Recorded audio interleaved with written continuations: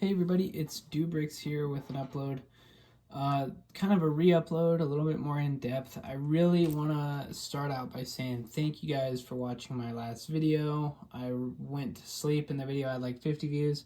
Got off work today and it's up to almost 1,000. I'm shocked, honestly, about that. That's crazy that 1,000 people are interested in adjusting this U-wing. I kind of get it though. But I wanted to show you guys specifically how to do the sliding doors and the wider engine mounts. Those are the mods that I feel the most comfortable in showing others how to do because I remember what it was like before the most, and I remember how I did it. The wings, widening them, and I also lowered the ball joints on the wings and the connection here. That was a little more in depth. I don't feel comfortable showing you guys exactly how to do that just because I don't know what parts you guys have available. I don't know what parts I pulled from the U-wing. I don't know what parts I reused from this set. So just know that all I ended up doing though for that, if you want to widen your wings, a stud, lower the ball joint a plate, lower the ball joint, clip a plate. You do that by taking this whole back part off and swapping around a big long white plate in here. I don't want to get into it any more than that just because I'd end up taking this U-wing all apart again and I wouldn't know what pieces you guys have available. It would be a kind of irrelevant video for me to make a quote tutorial on if I have to change so much of the ship around, right? So, but without further ado, let me show you guys the first step in getting the sliding doors, and that is widening the engines. So I kind of restored one of the engine halves back to its original position.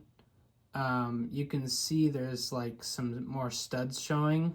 Essentially, you just shift over that assembly one stud, and the way you do that is like so. So you're gonna take your engines off. They come off pretty easily.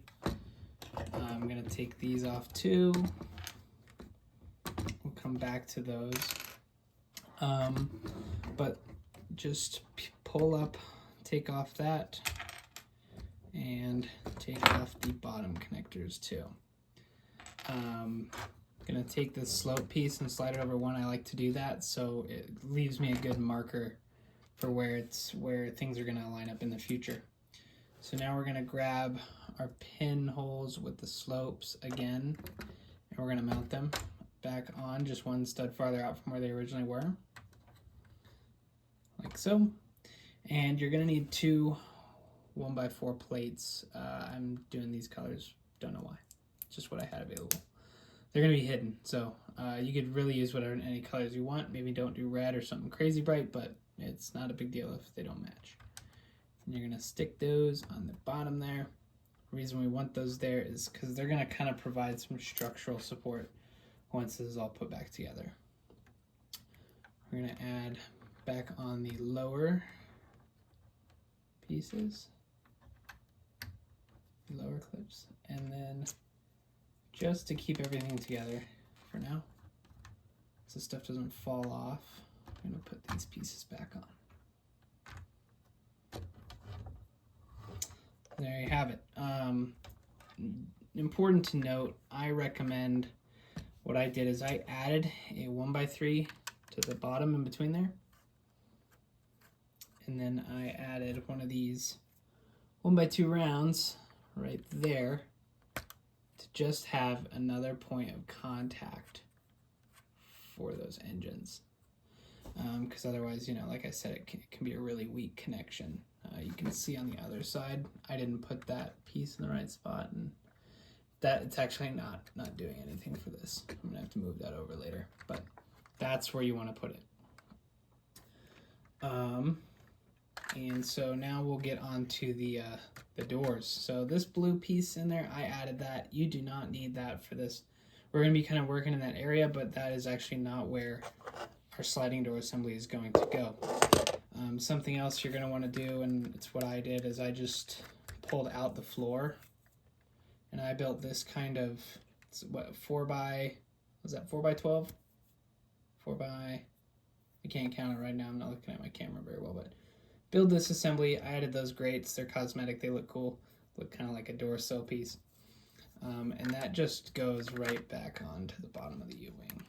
I added those clear pieces because, you know, Lego likes to do that and gives it like a hovering look, I guess, but that's going to go back on there. So you're going to want to get rid of those ball joints, though, that are right there.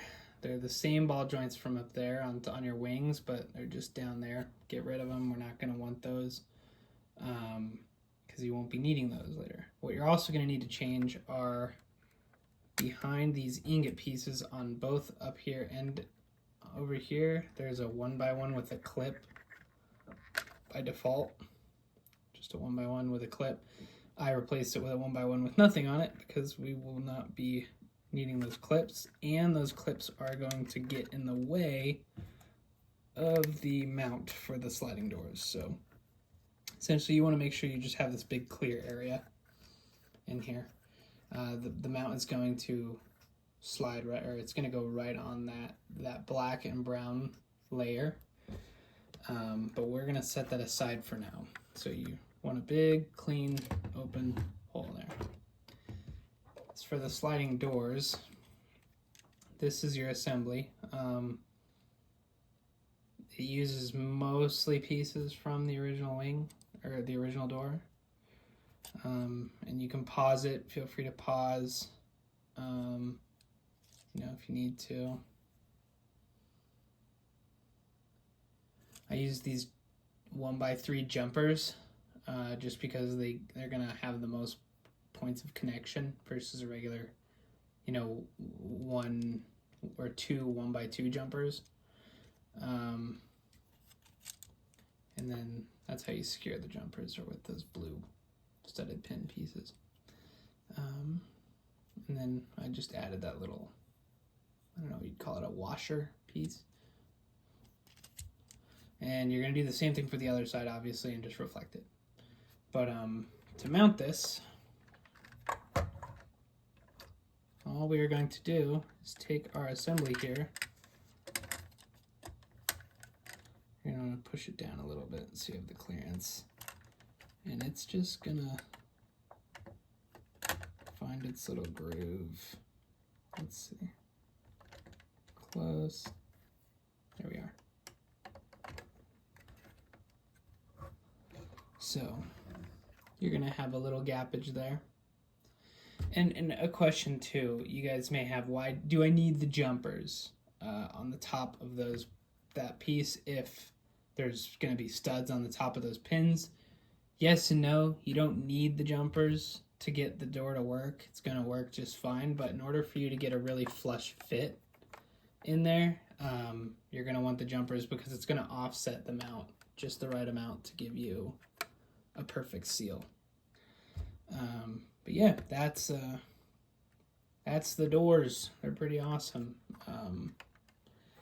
And they're strong. I mean, they're not like crazy. Like, I wouldn't, you know, don't like go crazy with them, but I haven't had them fall off on me randomly or anything like that.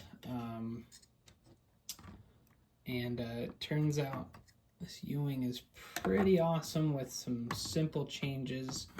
You know, chances are if you're somebody who really cares that much about how, you know, accurate this U-wing is, you might be in the more passionate side of Lego, and you might have the pieces and means to do this in your collection. But it makes for an awesome U-wing, all things considered. And let's see here. I want to thank you guys again for watching my last video, and I hope this one's just as helpful. I don't do a whole lot of these, so I wouldn't say that expect any changes of a lot of sets. I don't do these mods for a living, but the U-wing's just a ship I really like, so I wanted to make some changes to it, and I hope y'all